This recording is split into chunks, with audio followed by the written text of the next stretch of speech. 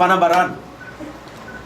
ny antoko politika ZFFM gideona fandresena fanitrana eto Madagasikara sy ny KMPM komity mpanohana ny président Mayol ary ny FAM fiangonana apokalypse eto Madagasikara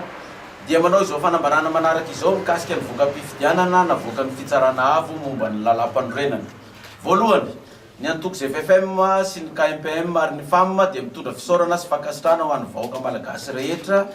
nanao ny adidiny tamin'iny fifidianana iny ka nanome ny safidiny manokana ho an'ny candidat laharana 430 André Mayol. Izay malala fa maro isika no nadatsabato ho an'ny candidat André Mayol kanefa moa dia ireny ny voka-pifidianana na voka ny senisy ny ACC ka dia akory atao fa dia misaotra azy ireo isika na dia tsy nahafapo-tsika aza izany rehetra izany. Eo ny lohany izao fiatrenan'ny fiodinana faharoa izao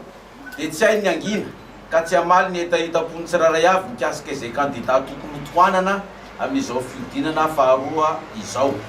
Marina sekena tokoa fa ireo candidat hiakika ny fiodinana faharoa ireo dia samy nangataka tolo-tanana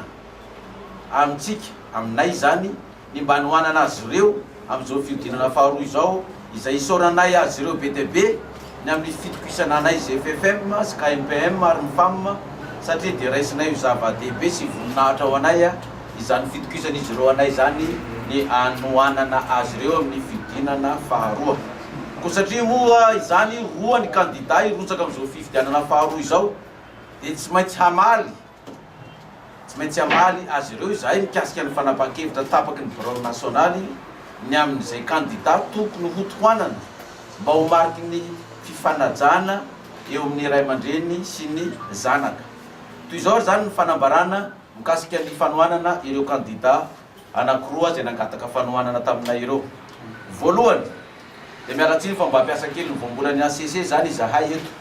mikasika ny fangatahana izay nataon'ny candidat laharana 720 Andry Nirina Rajoelina ny momba ny anohanana azy amin'ny fiodinana faharoa dia izao ny fanapahan-kevitra ny raisinay. Azo raisina ny fangatahana fa tsy mitombona. Mikasika ny fangatahana izay nataon'ny candidat laharana 520 Marc Ravalomanana ny anohanana azy amin'ny fiodinana faharoa dia azo raisina ny fangatahana fa tsy mitombona. Noho izany dia tapaky ny antoko ZFFM sy ny KMPM sy ny FAM fa tsy hanohana candidat mihitsy izahay amin'ny fiodinana faharoa. Manaraka izany mba hitandrovana ny tsy fiandanina amin'ireo candidat roa ireo izay dia nanapa-kevitra fa hijanona